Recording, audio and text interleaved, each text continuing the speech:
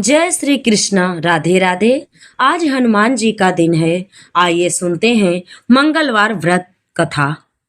व्यास जी ने कहा, एक बार नैमिसारण तीर्थ में 80,000 मुनि एकत्र होकर पुराणों के ज्ञाता श्री सूत जी से पूछने लगे, हे महामुनि, आपने हमें अनेकों पुराणों की कथाएं सुनाई हैं। अब कृपा करके हमें ऐसा व्रत और कथा बताएं जिसके करने से संतान की प्राप्ति हो और मनुष्यों को रोग शोक अग्नि सर्व दुख का भय दूर हो, क्योंकि कलयुग में सभी जीवों की आयु बहुत कम है। फिर इस पर उन्हें रोग चिंता के कष्ट लगे रहेंगे तो फिर वह श्री हरि के चरणों में अपना ध्यान कैसे लगा सकेंगे। श्री सूत जी बोले, हे मुनियों, आपने लोक कल्याण के लिए बहुत ही उत्तम बात पूछी है। एक बार युधिष्ठिर ने भगवान श्री कृष्ण से लोक कल्याण के लिए यही प्रश्न किया था। भगवान श्री कृष्ण और युधिष्ठिर का संवाद तुम्हारे सामने कहता हूँ, ध्यान पूर्वक सुनो। एक समय पांडवों की सभा में श्री कृष्ण जी बैठे हुए थे। तब युधिष्ठिर ने भगवान श्री कृष्ण से प्रश्न किया, हे प्रभु नंद नंदन गोविंद, आपने मेरे लिए अनेकों कथाएं सुनाई है। आज आप कृपा करके ऐसा व्रत या कथा सुनाएं जिसके करने से मनुष्य को रोग चिंता का भय समाप्त हो और उसके पुत्र की प्राप्ति हो। हे प्रभु, बिना पुत्र के जीवन व्यर्थ है। पुत्र के बिना मनुष्य नरकगामी होता है। पुत्र के बिना मनुष्य पितृ ऋण से छुटकारा नहीं पा सकता और न ही उसका पुन्नग नामक नरक से उद्धार हो सकता है। अतः पुत्रदायक व्रत बताइए। श्री कृष्ण भगवान बोले, हे राजन, मैं एक प्राचीन इतिहास सुनाता हूँ, आप उसे ध्यान पूर्वक सुनो। कुंडलपुर नामक एक नगर था। उसमें नंदा नामक एक ब्राह्मण रहता था।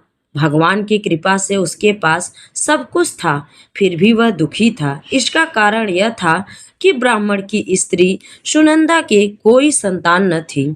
सुनंदा पतिव्रता थी, भक्ति पूर्वक श्री हनुमान जी की आराधना करती थी। मंगलवार के दिन प्रातः व्रत करती, अंत में भोजन बनाकर हनुमान जी का भोग लगाने के बाद स्वयं भोजन करती थी। एक बार मंगलवार के दिन ब्राह्मणी गृह कार्य की अधिकता के कारण हनुमान जी को भोग न लगा सकी, तो इस पर उसे बहुत दुख हुआ। उसने कुछ भी नहीं खाया और अपने मन में प्रण किया कि अब तो अगले मंगलवार को ही हनुमान जी का भोग लगाकर अन्न जल ग्रहण करूंगी।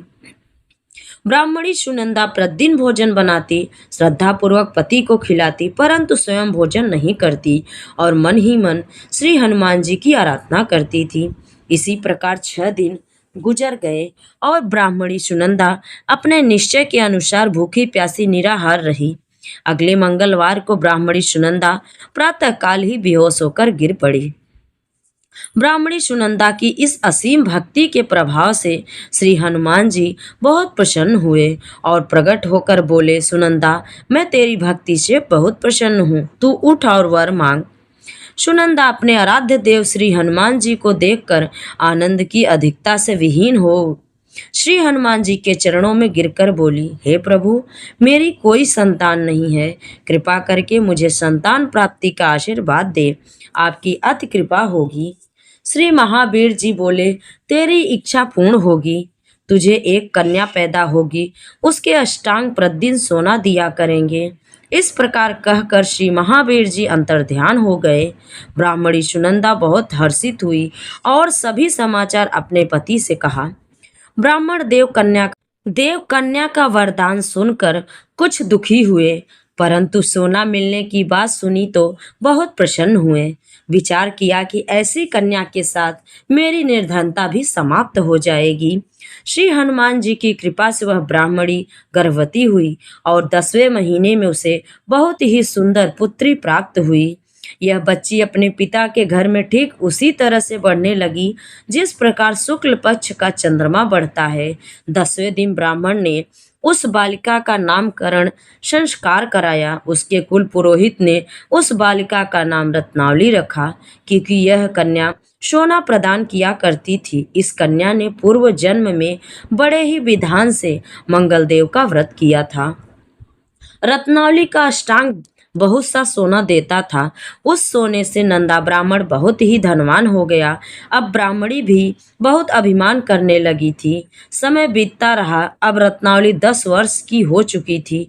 एक दिन जब नंदा ब्राह्मण प्रसन्नचित्त था, तब सुनंदा ने अपने पति से कहा, मेरी पुत्री रत्नावली विवाह के योग्य हो गई है। आप कोई सुंदर योग्य वर देखकर इसका विवाह कर दे। यह सुनकर ब्राह्मण बोला, अभी तो रत्नावली बहुत छोटी है। तब ब्राह्मणी बोली, शास्त्रों की आज्ञा है कि कन्या 8वें वर्ष में गौरी, 9 वर्ष में रोहिणी, 10वें वर्ष में कन्या, इसके पश्चात रजस्वला हो जाती है। गौरी के दान से पाताल लोक की प्राप्ति होती है, रोहिणी के दान से बैकुंठ लोक की प्राप्ति होती है और कन्या के दान से इंद्रलोक में सुखों की प्राप्ति होती है।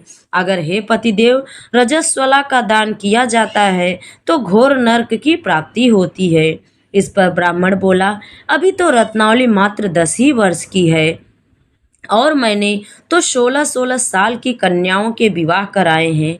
अभी इतनी जल्दी क्या है? तब ब्राह्मणी सुनंदा बोली, आपको तो लोभ अधिक हो गया है। शास्त्रों में कहा गया है कि माता पिता और बड़ा भाई रजस्वला कन्या को देखते हैं तो वह अवश्य नरकगामी होते हैं।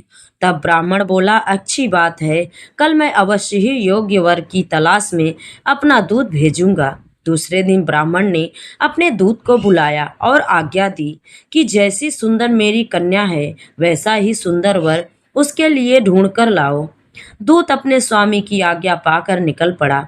पंपई नगर में उसे एक सुंदर लड़के को देखा।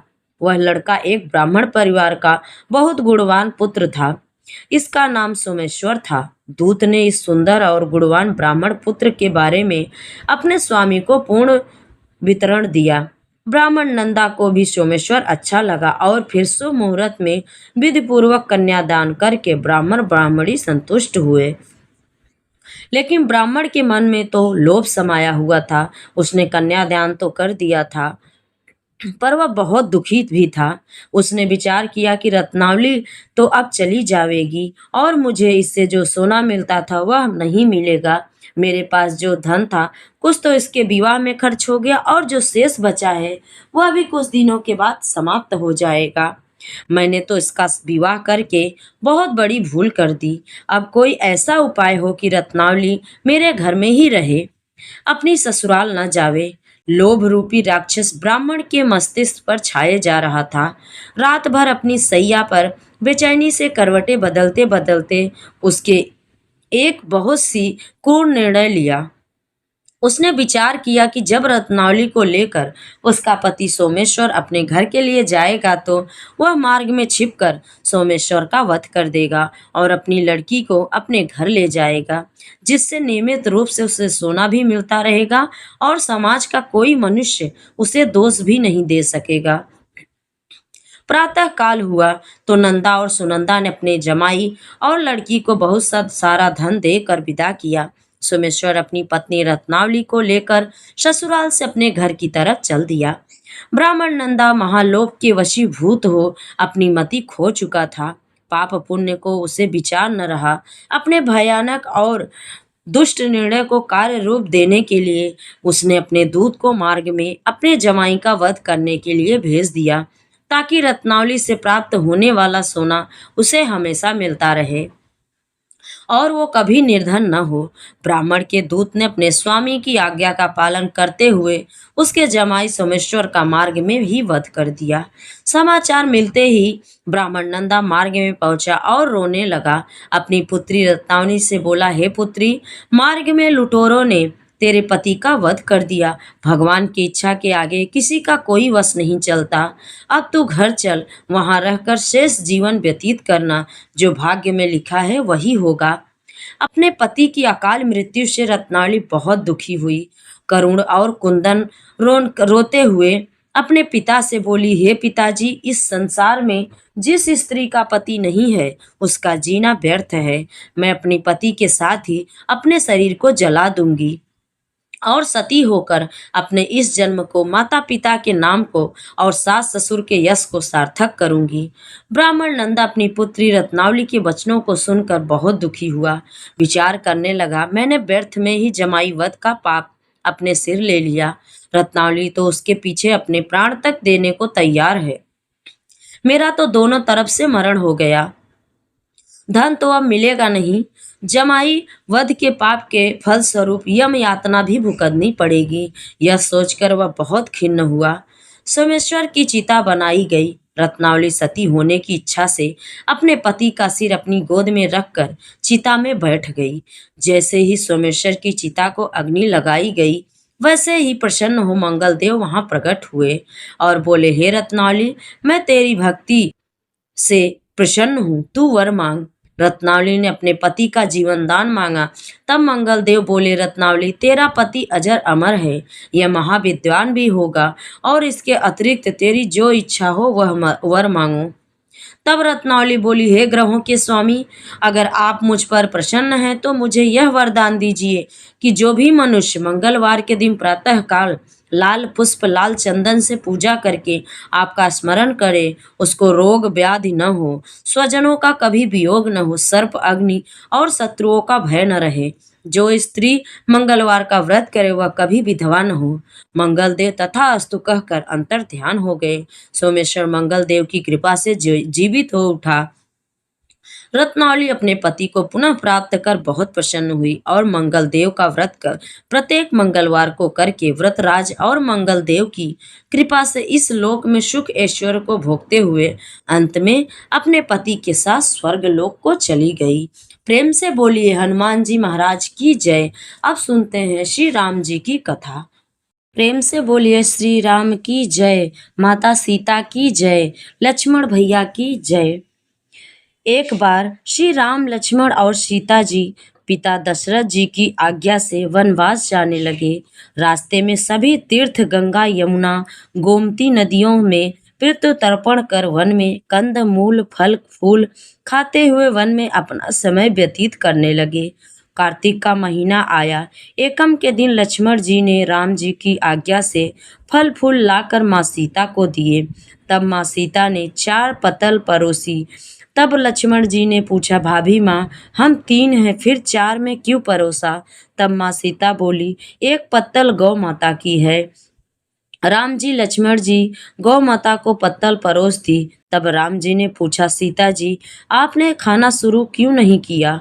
तब सीता माँ बोली, मेरे तो राम कथा सुनने का नियम है, राम कथा सुनने के बाद ही मैं फल ग्रहण करूंगी। तब राम जी बोले, मुझे कथा सुना दो। लक्ष्मण जी बोले, मुझे कथा सुनाओ। तब माँ सीता बोली, औरत की बात औरत सुने, आप मेरे पति हो, आप मेरे देवर हो, आपसे कैसे कहूँ? तब लक्ष्मण जी ने सोचा, इस जंगल में कौन औरत मिलेगी? तब लक्ष्मण जी ने अपनी माया से एक नगरी का निर्माण किया। उस नगरी में सब सुख सुविधाओं से युक्त थी। उस नगरी में सब चीजें सोने की थी, इसलिए नगरी का नाम सोन नगरी रखा। सभी नगर वासियों को घमंड हो गया। उस नगरी में कोई गरीब नहीं था। जब सीता जी कुएं पर पानी लेने गई और पनिहारियों से राम राम किया तो कोई नहीं बोली। थोड़ी देर में एक छोटी कन्या आई। सीता जी उससे राम राम बोली और वो कहा कि बाई, राम कथा सुनेगी क्या? तब वह बोली, मेरे तो घर पर काम है। सीता जी ने कहा, मेरे पति राम और लक्ष्मण भूखे हैं। तब लड़की बोली, मेरी माँ तो इंतजार कर रही है। वह लड़की वहां से जाने लगी। तब माँ सीता के क्रोध से सारी नगरी साधारण सी हो गई। जब लड़की घर गई तो माँ बोली, बाई, ये क्या हुआ? तब लड़की बोली, मेरे को तो पता नहीं, वहां पर एक साध्वी बैठी थी, मुझे राम कथा सुनने के लिए बोली, पर मैं तो कथा नहीं सुनी। यदि उसने कुछ किया हो तो पता नहीं। तब उसकी माँ ने उसको वापस कथा सुनने के लिए वहां भेजा। लड़की ने वापस जाकर कथा सुनने से मना कर दिया। तब उसकी बहू बोली, आपकी आज्ञा हो तो मैं कहानी सुनकर आती हूँ। जब बहू कुएं पर गई तो पानी भरे और खाली करे। तब सीता जी ने कहा, आपके घर पर कुछ काम नहीं है क्या? तब वह बोली, माता जी, मैं तो सारा काम करके आई हूँ। तब माँ सीता बोली कि तुम मुझसे माँ कहकर बुलाई मुझे, तुझे समय हो तो मेरी राम कथा सुन लेगी? तब वह बोली, माता जी, कहानी सुनाओ और मैं प्रेम से कथा सुनूंगी। चंदन चौकी मोती आहार, राम कथा महारे हिवड़े रो आधार। राम कथा सुनाऊं राम ने मनाऊं, राम कहे तो प्रदेश में जाऊं। सीता जी ने कहा, हे बाई, तूने मेरी मृत्यु लोक में मदद करी, भगवान तेरी स्वर्ग लोक में रक्षा करेंगे। सीता ने राम कथा सुनाई, बाई ने कथा सुनी।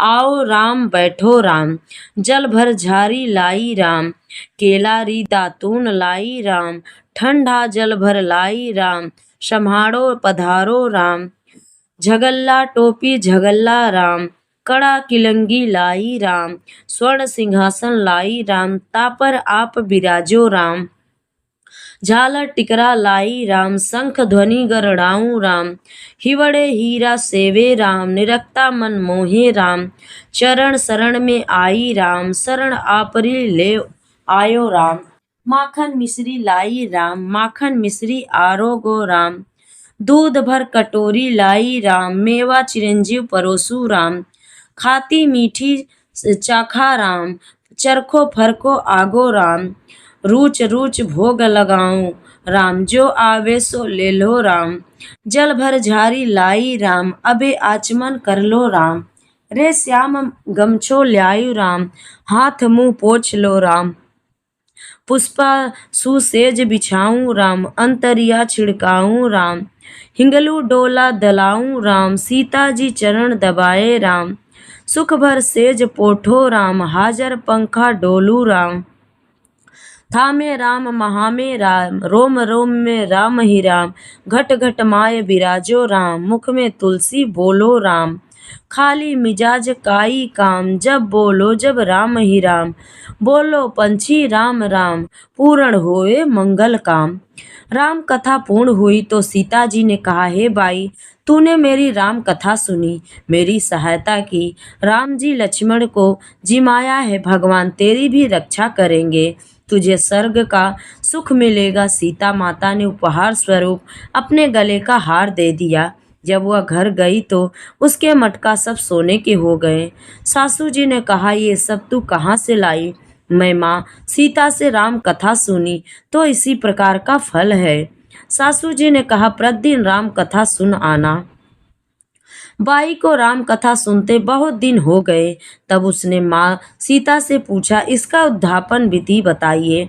तब सीता जी ने कहा, 7 लड्डू लाना, 1 नारियल लाना, उसके 7 भाग करना, 1 भाग मंदिर में चढ़ाना जिससे मंदिर बनवाने जितना फल होता है, 1 भाग सरोवर के किनारे गाड़ देना जिससे सरोवर खुदवाने जितना फल होता है, 1 भाग भगवत गीता पर चढ़ाना जिससे भगवत गीता पाठ करने जितना फल मिलता है, 1 भाग तुलसी माता पर चढ़ाना जिससे तुलसी विवाह जितना फल होगा, 1 भाग कुंवारी कन्या को देना जिससे कन्या कुंवारी विवाह जितना फल होगा, 1 भाग सूरज भगवान को चढ़ाना जिससे 33 करोड़ देवी देवताओं को भोग लगाने जितना फल मिलेगा। अब उससे विधि पूर्वक उद्यापन कर दिया। माता सीता के पास आई, माता, मैंने तो विधि पूर्वक उद्यापन कर दिया, अब 7 दिन बाद बैकुंठ से विमान आएगा। 7 दिन पूरे हुए, विमान आया तो बहू ने कहा, सासू जी, स्वर्ग से विमान आया है। तब सासू जी ने कहा, बहू, तेरे ससुर जी को और मेरे को भी ले चल, तेरे माता पिता को ले चल, सारे कुटुंब परिवार को ले चल, अड़ोसी पड़ोसी को ले चल। बहू ने सबको बिठा लिया पर विमान खाली था। थोड़ी देर में उसकी नंद आई और देखते ही देखते विमान भर गया। तब बहू ने कहा, माँ सीता, नंद बाईसा को भी बैठा लो। पर माँ सीता ने कहा, इसने कभी कोई धर्म पुण्य नहीं किया। तब बहू ने कहा, बाईसा, आप पहले कार्तिक मास में राम लक्ष्मण की कथा सुनना, उसके बाद आपके लिए बैकुंठ से विमान आएगा। गांव के सारे लोग एकत्र हो गए और पूछने लगे, बाई तूने ऐसा कौन सा धर्म पूर्ण किया? गीता भगवत गीता के पाठ किए, हमें भी बताओ। तब बाई ने कहा, मैंने तो सीता माता के प्रतिदिन राम कथा सुनी और नियम से उद्यापन किया।